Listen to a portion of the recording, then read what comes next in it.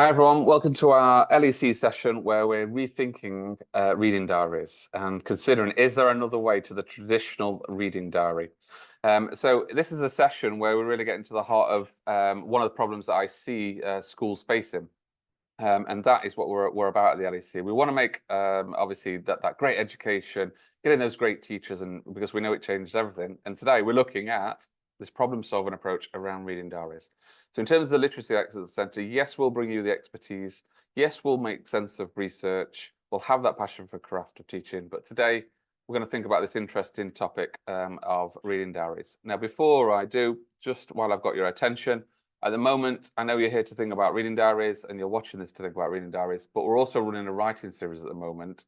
Obviously, the writing framework is out and we're helping people make sense of that, but also consider what that might look like in terms of the craft of teaching.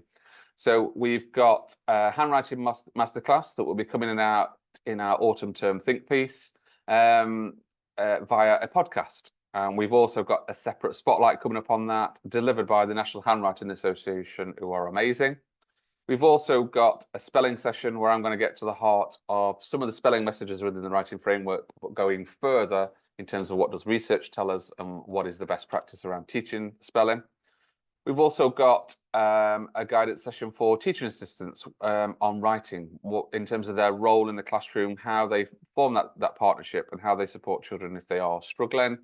And then we've got also a really popular and really successful session that we've run previously around word power. So if you're looking at enhancing vocabulary in school, either as a teacher or as a leader, that is for you. We've also got a writing for pleasure working group. So maybe you're doing great things with writing, but you're looking, you'll fancy being part of an action research group where we're going to delve into writing for pleasure. That might be for you.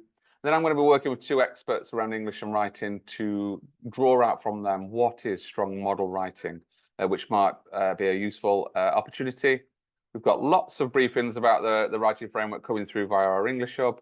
And we're going to be building a really sort of comprehensive package around early writing, because that is something that we know schools are interested in terms of the messages from the writing framework. But how do we make that strong start and form those foundations? So we've got a booking area. Please do go into there. You'll see all those opportunities. And I will share our email at the end if you want to get involved. If you've not explored our membership offer, the membership enables you to access those podcasts, those spotlights for free. You also get those think pieces, which other people don't get, and various other perks, like a reduction in events that might have a charge. So it's £195 for primary schools, £295 for secondaries. And if multiple schools come together, we can then discuss a discount as well. So we hope you want to take us upon that. And like I said, I'll share the email if you're interested in discussing that further. You're not here for writing, though. You're here for this interesting topic of reading diaries. Well, why are we here talking about reading diaries? Well, when I work with schools, it's really clear that there are challenges around reading diaries. I've been a teacher myself. I'm a parent, so I've been on the other side of the fence, and I've been a head teacher as well. So I've had a long time to deal with reading diaries. What do I see? I see this strong word, corruption. Maybe they're filled in and the child hasn't actually read. Maybe it's not an accurate picture of what we know is happening at home around reading. Because maybe I'm not saying that I've done this as a parent, but actually filling that diary and making sure your child has got the 3 reads in stops them feeling shamed in school. Even though you've had a mega busy week, you're going to put those 3 signatures in and tick them. I haven't done that. Of course, nobody does that. But I think there's a sense of corruption sometimes around those reading diaries. My key challenge, though, what I hear from practitioners, the time spent on writing in them, checking they're still there, finding another one, writing names on, so on and so on, versus the impact we get back from reading diaries might not necessarily be worthwhile. And finally, do they really support a school's reading culture? I don't think so. I think some people will try to argue it, but I don't think that booklet. I think what they've become over time is a communication mechanism. Even though schools are using other online products to do that, is it really driving a reading culture? I thought because of those challenges, there must be another way. And when I work with schools, some people are moving to an online platform, and the online platforms I've seen haven't necessarily delivered in terms of challenging these 3 areas and offering something more. So I was alerted to this online, and it was Beanstack, which is an American company. And the interesting thing was that caught my attention. Their main drive is to develop a reading culture. That's their big driver. So they're not necessarily just a capture of reading. They are wanting they're passionate about getting kids reading and supporting that reading culture. And to me, that stood out and caught my attention and wanted me to delve into this product further. So this is an online platform. It is, in my opinion, really easy to capture reading, but it's the other side of the fence. It's what it gives practitioners. So what did we do? Well, I was alerted to Beanstack, so I got in touch with them, and I wanted to learn more about it myself. What is this? Could this help solve some of the problems I'm seeing in schools, some of the ones I've just mentioned, and far more? I want to learn it. I want to see it in action, and I want to put it through the test. Is it something I want to come to schools with and say, it might be worth having a look at this? Without then, I don't want to then go and recommend it to people. We've trialed it in 2 different schools. They're both within the Fine High partnership for a whole year. So let's see what this company is like to work with. Let's see the product in action. More importantly, let's learn as a school what we need to think about if we are going to use this product in school, the pros, the cons, things where we might have to change because we're not having a paper diary anymore, we're having this product. What do we need to learn? And my role was then to meet leaders, learn from them, because what I wanted is to be able to share it. So we're here now, and this session, sharing some of that learning. I want to be able to say, look, yes, this product is here. This is what we know about it. These are the things that we've learned from implementing it. And if you're really interested in this product and want to know more, if you scan that QR code now, if you're watching the recording, you can pause it and scan that. That'll take you to a spotlight, and it will be a write-up of the experience that we had in terms of trialing this product. However, what we wanted is to hear directly from practitioners that are using it. So we've got Amy from Greythorn Primary in Nottinghamshire. She's going to guide us through her learning and hopefully give you a chance of seeing it in action. So I'm going to stop these slides to allow us to introduce Amy, so bear with me. Hi, Amy, thanks for joining me. It's really good to have you here after a busy day in the classroom, so much appreciated. Amy, firstly, thank you for agreeing to trialing this product and coming to share your learning. How's it been then for you in terms of Beanstack? How's it been over the past year and a bit now? Oh, it's been a really positive step for our school. We had this big issue with our reading diaries where they weren't being used anymore. We measured it and realised we were probably getting below 20% engagement with them. They were getting lost, damaged, and we were no longer using them as communication tools either, because we had Class Dojo to communicate with parents. So they were becoming very redundant. But we wanted to make sure that children had a real engaging and accessible way to record their reading for parents as well. And we looked into, and you'd introduced it to us, and I looked into it more, and I did a little trial with it, and I just realized actually it's so easy to use because there's lots of different systems out there that are quite difficult, and actually what you need as a teacher and as a leader is something that is going to be very simple to use and be used by your teachers as well, whether they are technological or not.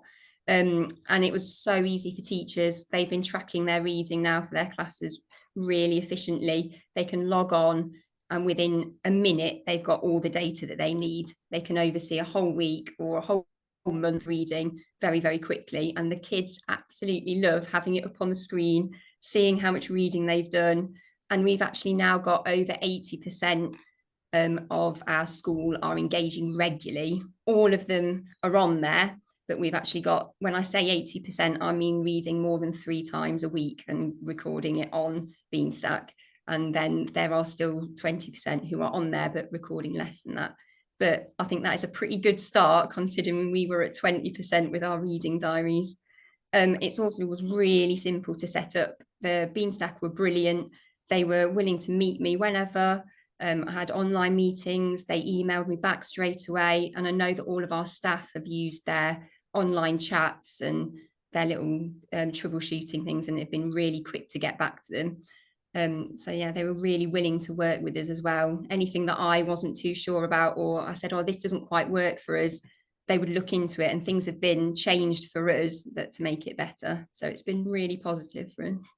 So taking your feedback then, I know it's great to hear about the children engaging with it, because one of the key things about Beanstack, it's not times read, it's minutes read, isn't it? You know, and I think that, you know, quantifying that reading session is, it's not just being I have read, it's like it's the how long I've read, and they do streaks and things, don't they? I've been reading for this many times, a bit like Snapchat, I guess. Yeah, okay. And the minutes thing's quite interesting, because you suddenly realise, wow, some children read for 2 hours a night, and they do. Some of our older children will go home and that's what they're doing. And so when you would look at it before, you'd see, oh, we've just got a signature, they've read. But actually, it's really interesting to see, oh, how many children have really got that bug for reading, and they love sharing it with each other. So yeah, it's been brilliant. So I guess through school, you know, acknowledging they've done their 5 minutes of the decoder reading book, or their 10 minutes of the decoder, but then it's going to build up over time. It's going to actually show you that as well. Yeah, that's good. Obviously there are older children. yeah. 2 hours on a decoder was a good session. So I mean, you're starting to share some of your learning already. I mean, feel free to share your screen and show things. But what's been some of your key learning? So this sort of shift to minutes, I guess, around that. Noticing you've seen an increase in engagement. Any other key learning you want to share with people that's been quite interesting? Yeah, I think sort of the biggest thing for us was realizing that, you know, it's not just a reading log like Beanstack.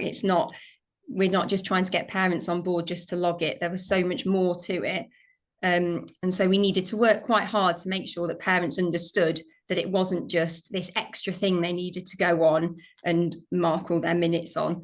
There was so much more to it. Like, we'll show you later some of the challenges that the children engage with. That has been the thing that I sort of learned, is I need to make sure that I'm always putting those challenges out. I'm always re-engaging parents. So there'll be dojo posts going out regularly just to keep it going. And I think that really works. And our engagement just kept steadily going up because of that. So that was one of my sort of biggest learning things, was can't just put it out there. You've got to keep on making sure that you're promoting it to parents, promoting it in the classrooms as well. And I think I mentioned before about our teachers. Our teachers are great here, but you can see when some people are more engaged than others, and it really reflects with the children.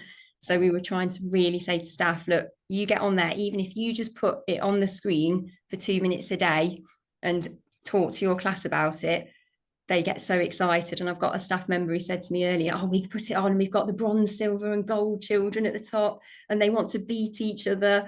And actually reading more just leads to children wanting to read more. I think when I think of my son at home, now that he's reading like longer books, but once he's got this access to all these books, he just wanted to read more and more and more. And I thought, actually, if these children just start reading, then they're going to realize, actually, this is great. I'll love it. And again, a lot of things that I learned as well is just making sure that I went to Beanstack and said things and said, actually, can you help me with this? And they were really, really engaged. Like, they got back to me straight away every time I needed to change something. And obviously it's an American system, so they'll put things like first grade, second grade, but they can change that for you to year 1, year 2, and they're working on that for me at the minute. So it's really good that they're doing that. And then I also did, at the end of last year, I did like some feedback, a survey for parents, just to make sure I could see, well, what do you like about it? What can we improve? And you get some really interesting things from them. And actually a lot of parents were struggling with like logging and scanning the books that you can do. And so we just shared a quick Beanstack video. This is how you do it. So it's really quick to solve all those problems. I think that's pretty much it for that. Yeah, it's good. I mean, so essentially, what I like the bit that you're saying, that we know that, like, for reading for pleasure, we need that intrinsic motivation, but this is the sort of kickstart for that. Yeah. Maybe the competitive element, maybe the sort of get up on the leaderboard and all that sort of is the thing that will trigger for some children. Okay. Yeah. Right. Come on then, show it. I'm sure people want to see it in action, really. So it's web-based, I take it. Yeah. So we load up via the web. There we go. Yeah, so parents can access it on the web. They can also have an app as well. I know most parents use the app, really quick to use. They can use it to scan the books. But I've just logged in as a teacher rather than a leader, so you can see what it looks like from a class perspective. But if you could just pop onto this screen, this is what you come on straight away. And if I scroll down, I can straight away pop in and view my class. And here we go. So this is what I was sort of saying earlier about within a couple of minutes, I can quickly see this is what my class have been reading this week. This is the number of minutes they've read each day. And then you can also see along the side, you can see the different colours. So you can see Ethan's got like 138 minutes. Those colour codings just tells you whether they've met their target. So I put a target of 15 minutes per day for your reading. And then we can change that for different year groups as well. So for our older kids, we try to put 30 minutes a day, just to give that a little bit of their goalpost for them. And this is what I was talking about with the bronze, silver and gold at the top. They always want to beat each other. So yeah, that's a really quick thing that I just say to teachers, log in straight away. You can get all that information and you can quickly we give out dojos or stickers just to keep on getting them to do it. So that's just the first screen there. Then you can that's just a glance, isn't it? We don't need to dig through the reading diaries. It's yeah. there in your, it's that over. I love how it breaks it down to the days as well. Yeah, and they can put they all read the children all read on Saturdays and Sundays now. So I've got, because they, like you mentioned earlier, they build up streaks so they can how many days in a row that they can read.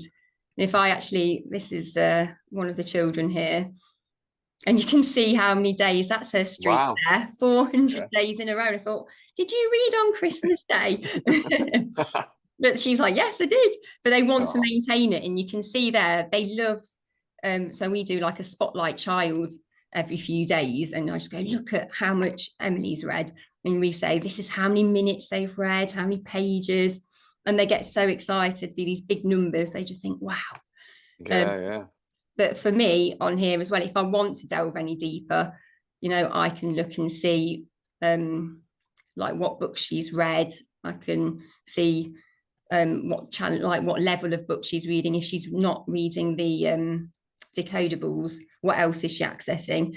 And actually, I did a little bit of work at the end of last year where I looked into what books people were recording on there, and it helped us to decide what we wanted to put in our library and what we wanted to add into our classrooms. What are our children reading? What are they enjoying? That was really good. Another thing the kids absolutely love are these little badges. So here are her earned badges. So they get badges for challenges, which I'll come on to in a minute, but they also get these little digital badges for how many minutes they've read. So they can get 200 minutes, 500 minutes, and then it goes all the way up here, look, to 5,000 minutes. And they really enjoy getting those.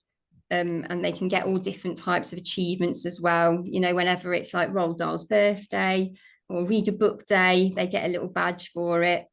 Obviously, some of them are a bit American, but a lot of them, they keep on tweaking so that it fits for us as well. But I think the children often come in and say, oh, it's Roald Dahl's birthday today. I got a little badge. And I think that triggers a conversation, doesn't it? And straight away you can go and get, the enormous crocodile off the shelf and you can talk to children about that. So it's really good little conversation starters. The biggest thing that we found made a huge difference to children was the challenges. So these are, I'll just show you, these are the templates that you can use. So all that you do with these is you pick a challenge that you want to set, either for the whole school or for your class. We're just about to start Hello Read. Let's just over here. So for that, all it will be is that it takes me about 2 minutes to set up this challenge. I just pop in. I won't show you it's all very just ticking boxes.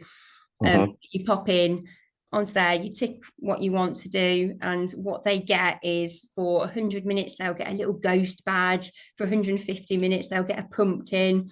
And then I set different challenges to achieve things. So last year we had the 40 book challenge, and once they'd read 40 books, they got a little gold star pin badge. And I've done a spring challenge where, they got a bookmark at the end, all sorts of different things. Like sometimes it's just digital badges, sometimes a physical thing that they can get at the end. And it just adds that little element of competition with their with their peers, and they're achieving things as they're going along, not just ticking off their reading. So yeah, we've done a back to school challenge, and now we're doing Hello Read, and my class were particularly excited about that one.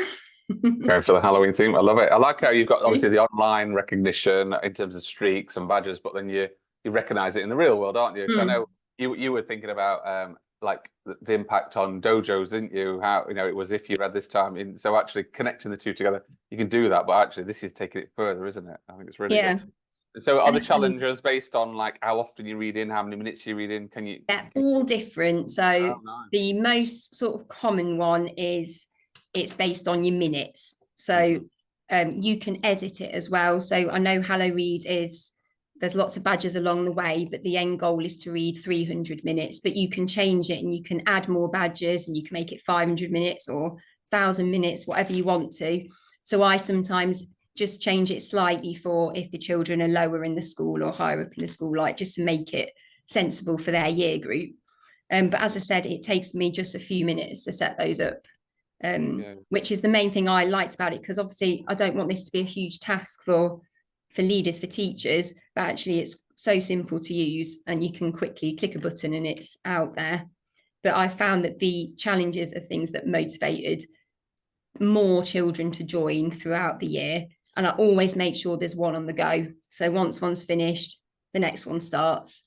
And then mention that in assembly and getting it going. Yeah. And letting it go. Yeah, and just go, and then it makes, so it's not the same old. You sort of, it's just something, it's a bit different, isn't it? And like, we all had the 5-star reader type tick charts and all that kind of thing. And I always found that those tailed off over time because it was the same thing. But with this, the challenge changes every few weeks. There's always something different. You're getting different badges, you're getting a different achievement at the end. They can compare, children can add each other as friends, so they can actually look at home. I have my little leaderboard with my 3 friends that I want to have on there. And so there's lots of different aspects of it, which are pretty simple to set up, but are actually really helpful and engaging for children. It's good. Bringing in the social element, that's good. Yeah. And then there's just a couple of other bits. We have a section on reports. So if you do want any more information than what you've already got from that, I think you get pretty much everything you need from that front page. But as a leader, I find it quite useful to have these reports. So these reports can just you can either get your class, or as a leader, I could get the whole school, and it will just give me all of the children, and I can select what I want to see. So I can see whether they've completed challenges, how many minutes they've read, and I can get one that's done the whole year, or I can just get the week, and then I can schedule it so that these reports come to my email once a week. So if I don't even want to log on here, I can just get an email straight into my inbox, see who's read last week, tick, tick, tick, done, see who I need to email, that kind of thing. And I know a lot of our teachers used this last year. But again, that thing on the first page with that overview of the class is new. And actually, I think most people have started using that more. But I use this a lot to get who's done the challenges across the school, which year groups were interested in what do I need to work on next? I guess that tells you who's not reading as well, doesn't it? So then who do we need to pick up in school? We're not just relying on home, great, but we know who are priorities for us. And if there's a particular class that aren't reading as much, I'll just go and have a quick word. Oh, could you maybe do a bit more promoting with your class? And then suddenly that class will be shooting up to the top of the leaderboard. So it's really useful for me. And then Beanstack have got absolutely this Beanstack basic section. There are loads of videos, quite short ones. So if there's ever a little bit that people aren't sure of, I can send them a quick video, or this is good for staff meetings as well. Pop them on first few minutes. Let's look at another bit that we can do this week. I think that's. I know one of the things that you shared when we had a check-in on how it's going was you're only sort of scratching the surface. And you're getting enough from it, but there's even more to get from it, isn't there? So as you delve into this, you then start to learn about what it can do, I guess. Yeah, absolutely. And there's I'm getting more and more into it and how I can get from it.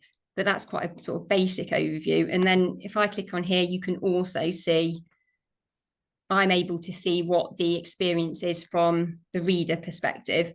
So here, this just shows where they log reading. So for a parent, they will see this. Yeah. Their child's name will be there, and they can pop straight in there and they just log it. They're reading here, which day it is, and they can put the book in there. And they've got a feature. So if you're using your phone or your tablet, you can just scan the barcode, and a lot of books, it just pops up. Okay. Yeah, that's good. That's good. Really, really useful. Thank you. And I know there's so much more to get from it, but that's a really nice overview. And I think it's nice to see the simplicity and that it's doable, because we can do a million and one things, but you've really focused on let's do it well. Let's use the numbers to see where it's not where we want it to be, and therefore we know we can make things better. That's really, really useful. Right? Can I just do a swap over and a screen share? Yeah. Thank you. Huge thank you for sharing that, and I know you're still working on it and getting even more from it. So it's really, really appreciated that you've given up your time after a busy day and shared your learning. And so a huge thank you to you and your team for doing that. And thank you to everybody else who's listened to this recording. And what we've said, we're not getting any financial gains from recommending Beanstack. It's about how can we help schools solve problems? What are the things that they need to think about? That's what we're here to do. But what we have been told by Beanstack is if you get in touch with us, give us your details, we'll put you in touch with Beanstack, and that'll trigger a discounted access. So you're not committed to anything. If you want to explore this further, send us your email. We'll pass that on, and then they know that you've come via us, which will give you that discounted access, which will be fabulous. So if you do have any questions, you can get in touch as well and send them our way, and we'll get back to you on there. Thank you for taking the time to watch this and hear more about the journey and what we think about it, and more importantly, what practitioners think about it and how they're using it. So thank you very much, and we hope to see you soon at one of our events.